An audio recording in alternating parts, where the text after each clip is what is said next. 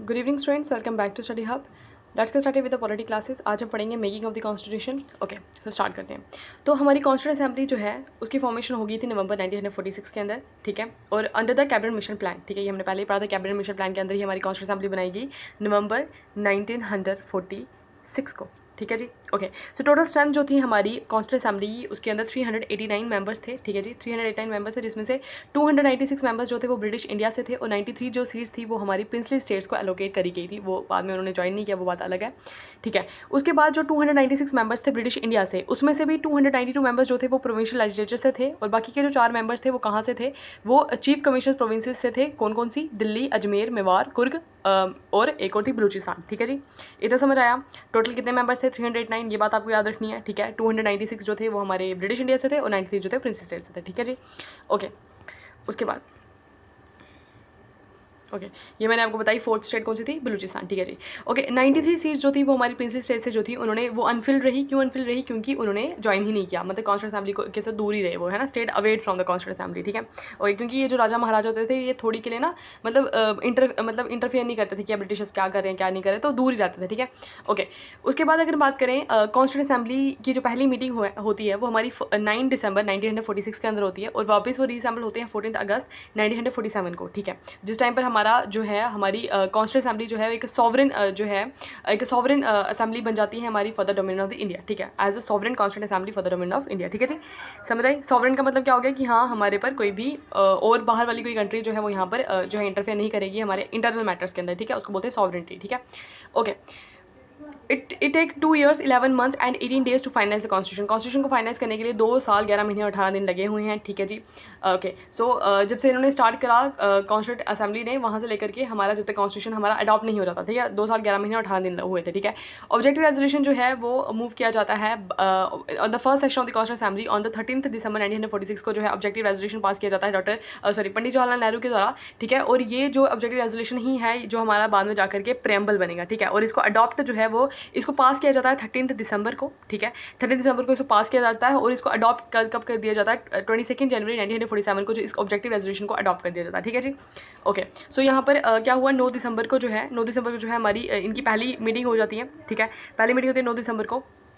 Okay, उसके बाद ये उस टाइम पर जो है हमारे सच्चिदानंद सिन्हा जो है वो टेम्प्रेरी प्रेसिडेंट बनते हैं, ठीक है। क्योंकि उस टाइम पे ये ओल्डेस्ट मेंबर को जो है प्रेसिडेंट बना देते हैं कॉन्स्टिट्यूंट असेंबली का, ठीक है जी। फिर 11 दिसंबर को क्या होता है कि फिर से जो है ये फिर से मिलती है कमेटी। तो यहाँ पर क्या होता है कि डॉक्टर राजेंद्र प्रसाद जो हैं उनको ये परमानेंट जो है प्रेसिडेंट बना देते हैं, ठीक है जी। और फिर 13 दिसंबर को जो है इनकी मीटिंग होती है, जिस टाइम पर ये ऑब्जेक्टिव रेजोल्यूशन पास करते हैं जो हमारे पंडित जवाहरलाल नेहरू के द्वारा दिया जाता है। और 22 जनवरी 1947 को जो है ये ऑब्जेक्टिव रेजोल्यूशन जो है वो हमारा अडॉप्ट कर लिया जाता है असेंबली के द्वारा, ठीक है जी। ये डेट्स जो है ना इसमें बहुत ज़्यादा इंपॉर्टेंट हो जाती है, ठीक है। डेट्स पूछी भी जाती है। देखो ये मैंने अभी आपको बताया, डॉक्टर सच्चिदानंद सिन्हा जो है वो टेम्प्रेरी प्रेसिडेंट बनते हैं हमारे कॉन्स्टिट्यूंट असेंबली के।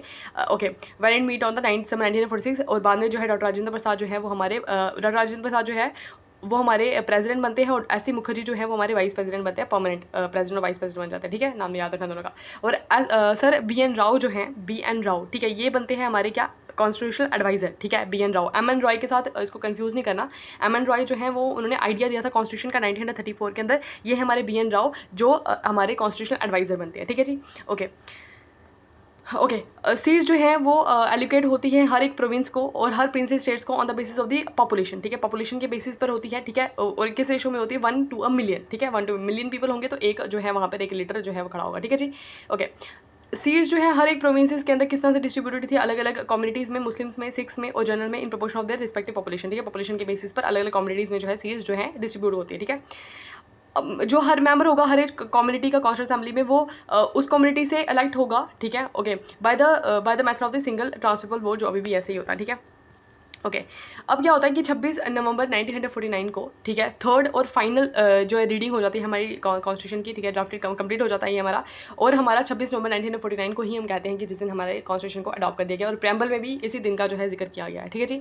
ओके, लेकिन कुछ ऐसे प्रोविजंस थे जैसे कि अगर हम बात करें सिटीजनशिप की, ठीक है, ये भी पूछते हैं, इलेक्शंस की और प्रोविंशियल पार्लियामेंट की, ये जो प्रोविजंस थे ये उसी दिन से जो है फोर्स में आ जाते हैं, सिटीजनशिप, इलेक्शन और प्रोविंशियल पार्लियामेंट, ठीक है। बाकी सारे जो प्रोविजंस है हमारे कॉन्स्टिट्यूशन के अंदर वो हमारे कब लागू होते हैं? जब हमारा कॉन्स्टिट्यूशन फोर्स में आता है, यानी कि 26 जनवरी 1950 को, ठीक है। लेकिन ये जो तीनों थे ये हमारे पहले से ही फोर्स में आ गए थे जब अडॉप्ट किया हमने इसको, ठीक है जी। Okay, the rest of the provisions came in on the 26 January 1950। ठीक है जी, नेक्स्ट।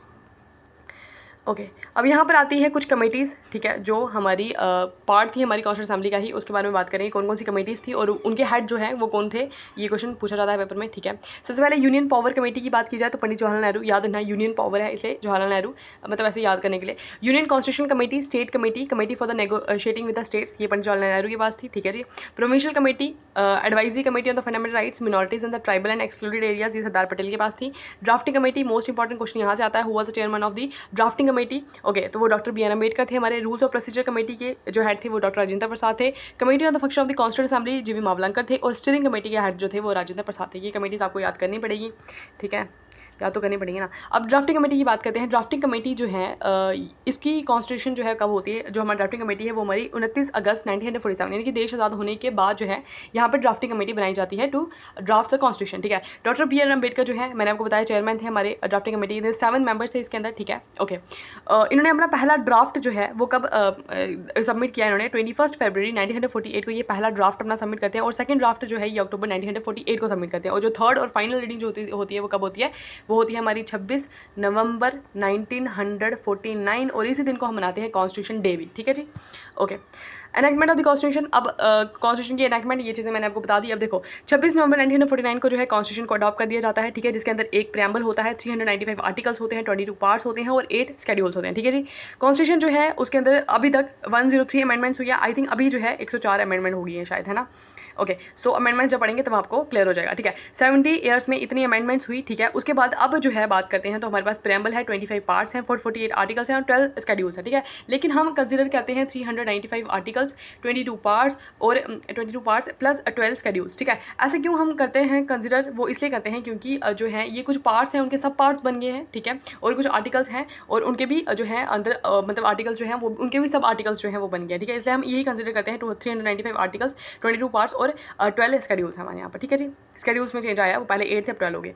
अब इन्फोर्समेंट की बात करते हैं। कॉन्स्टिट्यूशन का इन्फोर्समेंट कब होता है हमारा, 26 जनवरी 1950 जब हम मनाते हैं रिपब्लिक डे, वो हमारा क्या होता है, जिस टाइम हमारा कॉन्स्टिट्यूशन जो है वो फोर्स में आता है। ठीक है जी, date of the commencement of the constitution because of the day, क्यों अब हमने देखो हमारा कॉन्स्टिट्यूशन बन गया, मैंने आपको पहले बताया था कि कॉन्स्टिट्यूशन हमारा अडॉप्ट इन्होंने कर लिया पहले, लेकिन उन्होंने क्यों इंतजार किया, नवंबर दिसंबर है ना, जनवरी का क्यों इंतजार किया, वो इसलिए इंतजार किया क्योंकि हमें पता है कि 26 जनवरी 1950, ठीक है, सॉरी 1930 को जो है इस दिन जो है इन्होंने जो हमारा लाहौर सेशन हुआ था 1929 में, उसमें इन्होंने डिमांड करी थी कि हम 26 जनवरी 1930 को जो है हम पूर्ण स्वराज की इन्होंने डिमांड करी थी और इस दिन को जो है फर्स्ट इंडिपेंडेंस डे जो है इन्होंने मनाया था। ठीक है, तो उसी दिन को जो है याद करने के लिए, सेलिब्रेट करने के लिए इन्होंने जो है क्या बोलते हैं 26 जनवरी का दिन चुना और यहाँ पर हमारा कॉन्स्टिट्यूशन जो है वो फोर्स में आ गया। ठीक है जी, ओके, ये देखो यहाँ पर ऑन दिस डे 1930 द पूर्ण स्वराज डे वाज सेलिब्रेटेड। ठीक है, resolution was pass in the Lahore session हुआ था 1929 के अंदर ऑफ INC। ठीक है, उसके हेड कौन थे, मैंने आपको बताया था जवाहरलाल नेहरू थे। ठीक है जी, ओके। उसके बाद अब ये देखो यहाँ पर है कि हमने कौन कौन से जो है हमारे कॉन्स्टिट्यूशन के अंदर कौन कौन सी चीज़ें जो हैं वो उसके सोर्सेज क्या हैं, कौन कौन सी कंट्रीज़ जो हैं वहाँ से हमने ये सोर्सेज लिए हुए हैं। ठीक है, ओके, बहुत सारी कंट्रीज़ में जो है घूमना पड़ा था। ठीक है, उन कंट्रीज़ का जो है हमने कॉन्स्टिट्यूशन देखा, फिर वहाँ से जो है जो मेन अच्छी अच्छी चीज़ें थी हमने वहाँ से ली। ठीक है, और मैक्सिमम जो है हमने लिया है गवर्नमेंट ऑफ इंडिया एक्ट से, वो मैंने आपको पहले बताया था। अच्छा, अब देखो जो गवर्नमेंट ऑफ इंडिया एक्ट है उसको बोला जाता है blue print of the constitution. ठीक है, blue print of the constitution इसको बोला जाता है गवर्नमेंट ऑफ इंडिया एक्ट को। इसके अलावा जो फेडरल सिस्टम का फीचर है, ऑफिस ऑफ द गवर्नर है। ठीक है, ये सारी चीज़ें जो है हमने यहाँ से ली हुई है। ठीक है, ओके, ठीक है, और बहुत सारे फीचर्स जो हैं, मैक्सिमम फीचर्स जो हैं वो हमारे गवर्नमेंट ऑफ इंडिया से लिए हुए हैं। ठीक है, इमरजेंसी प्रोविजंस भी हमने गवर्नमेंट ऑफ इंडिया से लिए हुए हैं। ठीक है जी, इसके अलावा जो है PSC वगैरह जो है ये सिस्टम भी मैंने पढ़ाया था आपको, जो फेडरल PSC वगैरह, जॉइंट PSC वगैरह जो वो भी हमने गवर्नमेंट ऑफ इंडिया से लिए हुआ है। ठीक है जी, गवर्नमेंट ऑफ इंडिया एक्ट समझ आ गया। ठीक है, उसके बाद बात करते हैं हम ब्रिटिश कॉन्स्टिट्यूशन से क्या लिया। ठीक है, ब्रिटिश कॉन्स्टिट्यूशन से भी हमने बहुत सारी चीज़ें ली हुई क्योंकि ब्रिटेन ही जो तो यहाँ पर रूल कर रहा था। ठीक है, okay, so first pass the post system हमने यहाँ से लिया है, parliamentary form of the government. ठीक है जी, ऑब्वियसली बात है, वहाँ पर भी ऐसा है। रूल ऑफ द लॉ जो है ये पूछा जाता है कई बार, लॉ मेकिंग प्रोसीजर हमने यहाँ से ली है, ऑफिस ऑफ द कैग। ठीक है, CAG is controller and auditor general. ठीक है, सिंगल सिटीजनशिप बाइकैमरलिज्म जो है वो भी हमने यहाँ से लिया हुआ है। ठीक है, हमारी सिंगल सिटीजनशिप है वहाँ पर भी। ठीक है, बाइकैमरलिज्म यहाँ पर भी है, वहाँ पर भी। अच्छा, वहाँ पे एक बात याद है ना, वहाँ पे अनरिटन कॉन्स्टिट्यूशन है, यहाँ पर रिटन कॉन्स्टिट्यूशन। ठीक है, और पहली कंट्री जिसने कॉन्स्टिट्यूशन बनाया था वो हमारी USA थी। ठीक है, ये बात भी याद रखना। अब यूनाइटेड स्टेट्स से हमने क्या लिया हुआ है, यहाँ पर फंडामेंटल राइट्स जो है हमने USA से लिए हुए हैं। ठीक है जी, ओके क्या लिया है, फंडामेंटल राइट्स हमने यूएस से लिया है, power of the judicial review हमने वहाँ से लिया हुआ है, इंडिपेंडेंस ऑफ जुडिशरी हमने वहाँ से लिया हुआ है, रिटर्न कॉन्स्टिट्यूशन, ठीक है, यूएसए का रिटर्न कॉन्स्टिट्यूशन है, प्रेम्बल जो है हमने यहाँ से लिया हुआ है, post of the vice president भी हमने यूनाइटेड स्टेट्स ऑफ अमेरिका से ली हुई है, ठीक है जी। उसके बाद कहते हैं आयरलैंड से हमने लिए हुए हैं मोस्ट इंपॉर्टेंट डीपीएसपी यानी कि directive principle of state policy जो है वो हमने यहाँ से लिए हुए हैं। लेकिन आयरिश जो है मतलब जो आयरलैंड है वहाँ उसने कहाँ से लिया, उसने स्पेन से बोरो किया, ठीक है, आयरलैंड ने स्पेन से बोरो किया और हमने किया आयरलैंड से, ठीक है जी। तो ये डीपीएसपी हमने आयरलैंड से लिए हुए हैं, ठीक है। Methods of the election of the president हमने आयरलैंड से लिया है, nomination of the members of the Rajya Sabha जो है नॉमिनेट होंगे बाय द प्रेसिडेंट, ये भी हमने कहाँ से लिया हुआ, आयरलैंड से लिया है। उसके बाद बात करते हैं कैनेडियन कॉन्स्टिट्यूशन की। कैनेडियन कॉन्स्टिट्यूशन में quasi federal system for the government और federation with a strong centre, मतलब कि जैसे हमारे यहाँ पर क्या है कि हमारे यहाँ पर federal form of the government, quasi federal है हमारे यहाँ पर, मतलब फेडरल भी है और फेडरल भी है, यूनिटरी भी है, ठीक है। लेकिन यहाँ पर क्या बोलते हैं इसको, with a strong centre strong होगा, ये हमने कैनेडियन कॉन्स्टिट्यूशन लिया हुआ है। The idea of the residual power मैंने आपको बताया था कि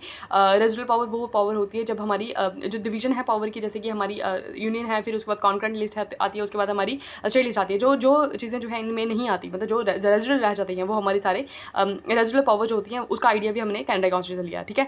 appointment of the state governance by the centre and the advisory jurisdiction of the supreme court, ठीक है, एडवाइजरी जुरिसडिक्शन सुप्रीम कोर्ट की वो भी हमने कहाँ से ली हुई है, कैनेडा कॉन्स्टिट्यूशन, ठीक है, क्या सुप्रीम कोर्ट एडवाइस कर सकता है प्रेसिडेंट को, ठीक है। ओके, फॉर्मर यूएसएसआर की अगर हम बात करें, पहले यूएसएसआर हुआ करता था, आपको पता ही है, ठीक है, तो वहाँ से ली है fundamental duties most important 5 year plan जो है वो भी हमने यूएसएसआर से लिया हुआ, ठीक है। ऑस्ट्रेलियन कॉन्स्टिट्यूशन की बात की जाए तो कॉन्करेंट लिस्ट हमने वहाँ से ली हुई है, प्रोविजंस रिगार्डिंग ट्रेड कॉमर्स है ना, इंटरकोर्स वगैरह ये सब कुछ। Language of the preamble most important, preamble हमने यूएसए से लिया हुआ है, लेकिन लैंग्वेजेस जो है प्रेम्बल की वो हमने ऑस्ट्रेलिया कॉन्स्टिट्यूशन ली हुई है। जॉइंट सिटिंग जो है, जॉइंट सिटिंग होता है आर्टिकल 108 जो है, आर्टिकल्स पढ़ेंगे बाद में इंपॉर्टेंट, तो जॉइंट सिटिंग जो है वो भी हमने कहाँ से ली हुई है, ऑस्ट्रेलिया का कॉन्स्टिट्यूशन ली हुई है, ठीक है। उसके बाद अगर हम बात करें तो Weimar constitution of the Germany से हमने लिया हुआ है, suspension of the fundamental rights during the emergency, ठीक है। फंडामेंटल राइट्स याद है ना, यूएस से लिए हुए हैं, इमरजेंसी प्रोविजंस हमने गवर्नमेंट ऑफ इंडिया एक्ट से लिए हुए हैं, लेकिन suspension of the fundamental rights जो है वो हमने वेमर कॉन्स्टिट्यूशन ऑफ जर्मनी से लिया हुआ, ठीक है। साउथ अफ्रीकन कॉन्स्टिट्यूशन की बात की जाए तो यहाँ से हमने लिया है procedure of the constitution amendment, हमारे कॉन्स्टिट्यूशन के अंदर जो है अमेंडमेंट्स हो सकती हैं, ठीक है। वो अमेंडमेंट जो है वो हमने कौन से कंट्री से ली हुई है, साउथ अफ्रीका कॉन्स्टिट्यूशन ली हुई है। और कॉन्स्टिट्यूशन ऑफ द फ्रांस हमने लिया हुआ idea of liberty, equality and fraternity, ये हमने कहाँ से लिया हुआ है, फ्रांस से लिया हुआ है। और जापानीज कॉन्स्टिट्यूशन से लिया हुआ है हमारे प्रोसीजर एस्टैब्लिश्ड बाय लॉ, ठीक है। ये सारी चीज़ें आपको याद करनी है, ये सारी याद ही करनी पड़ेंगी, इसका कोई अल्टरनेटिव नहीं है। उसके बाद हम अपने कॉन्स्टिट्यूशन के कुछ फीचर्स के बारे में बात कर लेते हैं। सबसे पहले बात मैंने आपको पहले बताया था, लेंथियस्ट कॉन्स्टिट्यूशन, ठीक है, वर्ल्ड का सबसे लेंथियस्ट कॉन्स्टिट्यूशन हमारा कॉन्स्टिट्यूशन है। 395 आर्टिकल्स, मतलब उस टाइम पर जब बना था ओरिजिनली 395 आर्टिकल्स, 8 शेड्यूल्स है और 22 पार्ट्स इसके अंदर, ठीक है। Blend of the rigidity and flexibility, ठीक है, रिजिड भी है और फ्लेक्सिबल भी है, बात करते हैं इसके बारे में, ठीक है। रिजिड और फ्लेक्सिबल का मतलब क्या होगा कि हमारा जो कुछ ऐसे प्रोविजंस हैं हमारे कॉन्स्टिट्यूशन के अंदर जिनको हम अमेंड करना बहुत ज़्यादा मुश्किल है, और कुछ ऐसे प्रोविजंस हैं, मतलब कुछ ऐसे आर्टिकल्स हैं जिनको हम ईजिली अमेंड कर सकते हैं। तो वही चीज़ लिखी हुई है यहाँ पर कि पार्शली फ्लेक्सिबल है और पार्शली ही रिजिड है। कुछ प्रोविजंस जो है वो ईजिली अमेंडेबल है, ठीक है, और कुछ प्रोविजंस ऐसे हैं जिनके लिए आपको यूनियन पार्लियामेंट से भी पूछना पड़ेगा और स्टेट लेजिस्लेचर से भी पूछना पड़ेगा, तो इसलिए ये ब्लेंड है रिजिडिटी का और फ्लेक्सिबिलिटी का, ठीक है जी। पार्लियामेंट्री गवर्नमेंट है, ऑब्वियसली बात है, हमारे यहाँ पे parliamentary form of the government है, ठीक है, वो सेंटर में भी है और स्टेट पे भी है, ठीक है। प्रेसिडेंट जो है वो हमारा हेड है यूनियन ऑफ इंडिया का, और गवर्नर जो है वो हमारा हेड होता है स्टेट का, ठीक है। ओके, और ये दोनों ही काउंसिल ऑफ मिनिस्टर्स की एडवाइस के ऊपर चलते हैं, ठीक है जी। ओके, और नॉमिनल पावर इनके पास होती है। इंडिपेंडेंस ऑफ जुडिशरी की बात की जाए तो इसका मतलब ये है हमारी जुडिशरी है, यानी सुप्रीम कोर्ट है, वो हमारे गार्डियन है इंडियन कॉन्स्टिट्यूशन का, ये बात भी आपको याद रखनी है, ठीक है। इंडिपेंडेंट है, वो किसी पर डिपेंड नहीं करती, मतलब गवर्नमेंट के अकॉर्डिंग जुडिशरी नहीं चलेगी, ठीक है, वो इंडिपेंडेंट है। Single integrated and independent judiciary है हमारी इंडिया के अंदर, और सुप्रीम कोर्ट जो है हमारा हाईएस्ट कोर्ट है, ठीक है। Okay, supreme court and high court जो है उनके पास बहुत सारी पावर्स हैं, ठीक है, और वो इंटरप्रेट कर सकते हैं कॉन्स्टिट्यूशन को, ठीक है। एक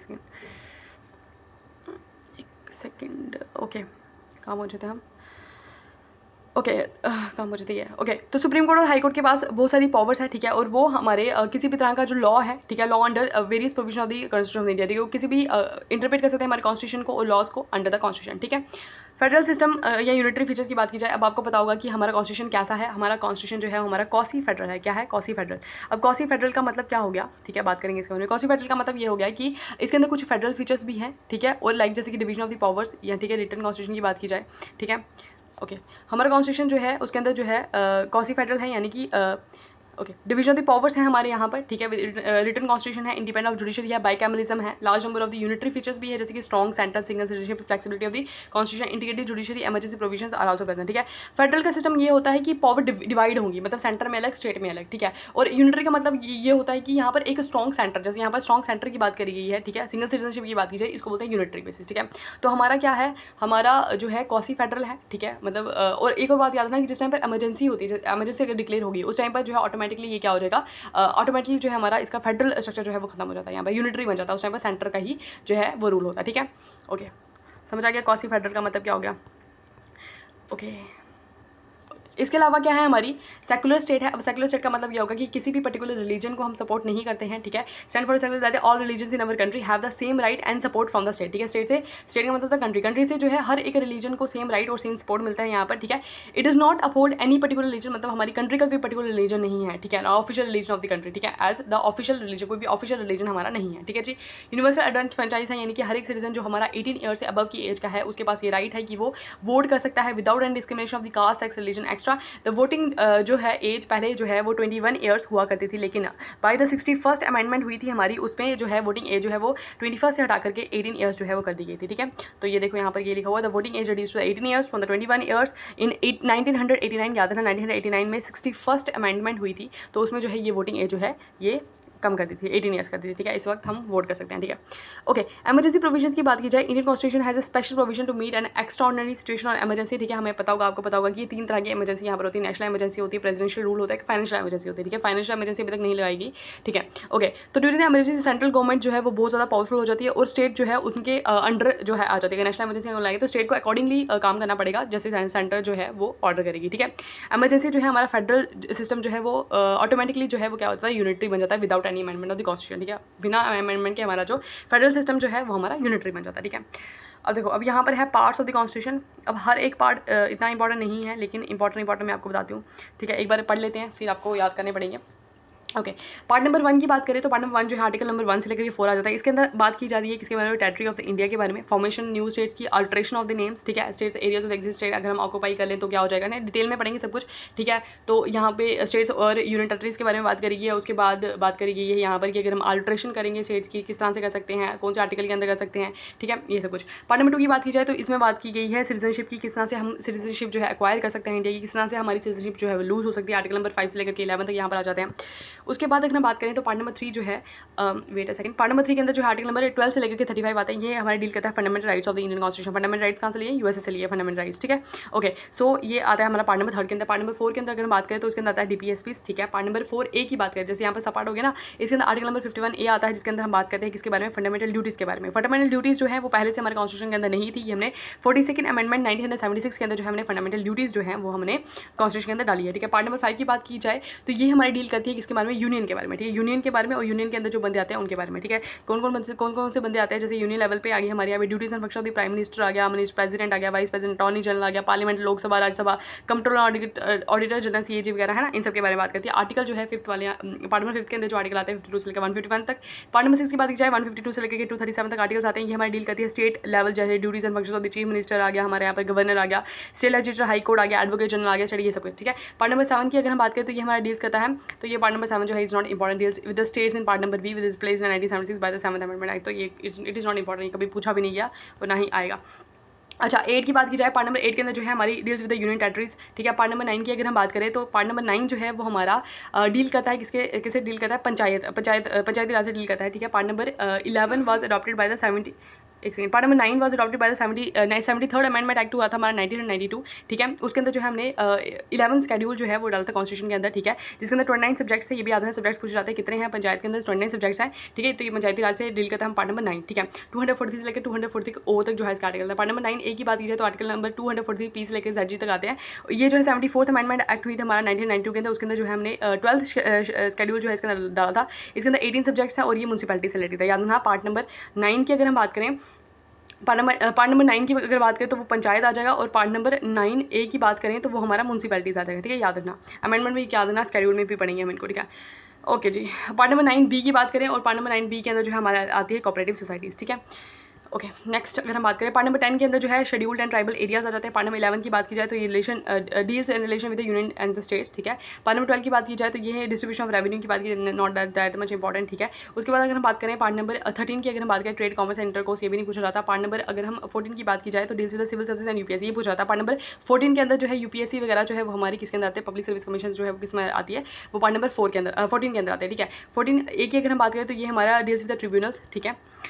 उसके बाद अगर हम बात करें पार्ट नंबर 15 इंपॉर्टेंट हो जाता है, क्योंकि पार्ट नंबर 15 में है हमारी इलेक्शन कमीशन, ठीक है, तो deals with election commission. Part number 16 की अगर हम बात करें तो ये स्पेशल प्रोविजन शेड्यूल कास्ट और शेड्यूल ट्राइबल्स के लिए और एंग्लो इंडियंस के लिए, उनके लिए आ जाएगी। पार्ट नंबर अगर हम बात करें 17 की, तो ये हमारी ऑफिशियल, पार्ट नंबर 17 जो है हमारी ऑफिशियल लैंग्वेजेस के बारे में बात करता है। आपको पता होना चाहिए 22 जो है वो हमारी ऑफिशियल लैंग्वेजेस हैं, ठीक है, ओके।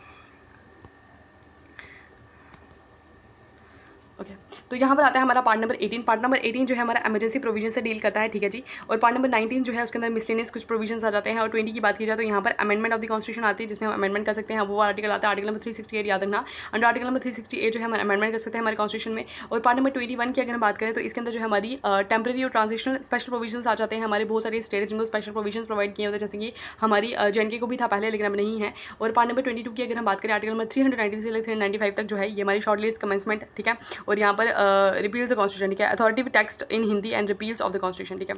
तो ये सारी चीज़ें जो आती हैं हमारी यहाँ पर, that is not much important. उसके बाद अगर बात करते हैं स्केड्यूल्स के बारे में, ओके, कितने हैं, 12 हैं हमारे, ठीक है, इनके बारे में पढ़ेंगे। और यहाँ से क्वेश्चन आता है, बिल्कुल आता है, ठीक है। क्वेश्चन पूछते हैं कि कौन से शेड्यूल में क्या लिखा हुआ है, ठीक है, ओके। तो बात करते हैं फर्स्ट शेड्यूल के बारे में। तो पहले शेड्यूल के अंदर जो है स्टेट्स एंड यूनियन टेरिटरीज के बारे में बात करी गई है। सेकंड शेड्यूल की बात की जाए तो सैलरीज और एमोलमेंट्स की बात करी गई है, किन किन के बीच में, गवर्नर की, चीफ जस्टिस, ये पूछते हैं कई बार कि किन किन की सैलरीज और एमोलमेंट्स की बात करी गई है सेकंड शेड्यूल के अंदर, ठीक है। ऑडिटर जनरल आ गया, स्पीकर आ गया, डिप्टी स्पीकर आ गया, इन सब की बात की गई है। थर्ड शेड्यूल की बात की जाए तो इसके अंदर forms of the oaths and affirmations की बात की गई है, ठीक है, of the member of legislative assembly, minister, जजेस, ठीक है, कंप्ट्रोलर, ऑडिटर जनरल, इन सबके फॉर्म्स एंड ओथ किए थे। पहले में क्या पढ़ा हमने, states and union territories, confuse नहीं करना, इंपॉर्टेंट है, आता है पेपर में। दूसरे में सैलरीज आ गई, तीसरे बार में ओथ्स आ गई, ठीक है। उसके बाद इसको ऐसे याद करना, पहले स्टेट बनी, उसके बाद जो है हमने उनको सैलरीज डिसाइड कर ली कि जो लोग वहाँ पे रहेंगे। उसके बाद उनको जब सैलरी डिसाइड होगी फिर उनको हमने ओथ दिला दी, ठीक है, ओथ दिला दी। उसके बाद जो है फोर्थ शेड्यूल जो है मोस्ट इंपॉर्टेंट है, एलोकेशन ऑफ सीट्स राज्यसभा में, एलोकेशन ऑफ सीट्स जो है वो हमारी फोर्थ शेड्यूल के अंदर बात करते हैं, ठीक है। उसके बाद बात करते हैं फिफ्थ शेड्यूल की। इसके अंदर जो है हमारे आते हैं administration control scheduled area and scheduled tribes, ठीक है, 5 आपको याद हो गए होंगे, ओके। इसके अंदर आगे ये सिक्स की बात की जाए तो administration of the tribal areas, जिसमें से आता है, इसको मैंने ऐसे याद किया, ATM स्केयर, यानी कि ए से आ गया हमारा असम, T से आ गया हमारा त्रिपुरा, M से आ गया मेघालय और मिजोरम, ठीक है, M से यानी कि 2 MM आ जाएगा, ठीक है। मेघालय और मिजोरम ये स्टेट्स जो है कई बार पूछ जाते हैं कि सिक्स शेड्यूल के अंदर कौन कौन सी स्टेट हैं, ट्राइबल स्टेट जो है वो कौन सी है, असम है, मेघालय है, त्रिपुरा है और साथ में मिजोरम है, ठीक है। सेवंथ शेड्यूल की बात की जाए तो इसमें डिस्ट्रीब्यूशन ऑफ दी पावर्स होती है between the union and the state government, ठीक है। आपको पता चाहिए 3 तरह की जो है यहाँ पर लिस्ट होती है, union list, state list, conquer list. Union पे जो है वो हमारी सेंटर बनाती है, स्टेट पे स्टेट बनाती है, और कॉन्कर लिस्ट की जो है दोनों जिसमें बना सकते हैं लॉज, ठीक है, उस वो आती है हमारी कॉन्कर लिस्ट। और जो इसके अलावा जो इशूज़ बचाते हैं वो हमारे रेजिडरी लिस्ट में आते हैं, ठीक है, रेजिडरी होता है, रेजिडरी पावर जो है हमारी सेंटर के पास होती है, ठीक है। एट्थ शेड्यूल की बात की जाए तो इसके अंदर लैंग्वेजेस है, 22 लैंग्वेजेस है हमारी इंडियन कॉन्स्टिट्यूशन के अंदर, ये भी याद रखना, ओके। हमारी डोगरी भी है इसके अंदर, ठीक है। नाइन्थ शेड्यूल की बात की जाए, ओके, तो 9th शेड्यूल की बात की जाए, इसके अंदर जो है हमारे validation of the act regulation, इसमें मैं आपको बता दूँ 9th शेड्यूल के अंदर पता क्या थी, वो लैंड रिफॉर्म्स वगैरह, लैंड रिफॉर्म्स, जिसमें हमारा ये हमारा पहला ही जो हमारा पहली अमेंडमेंट हुई थी ना, फर्स्ट अमेंडमेंट, वो हमारी 9th शेड्यूल के अंदर, इसके अंदर जमींदारी सिस्टम जो है वो अबॉलिश कर दिया गया था, ठीक है।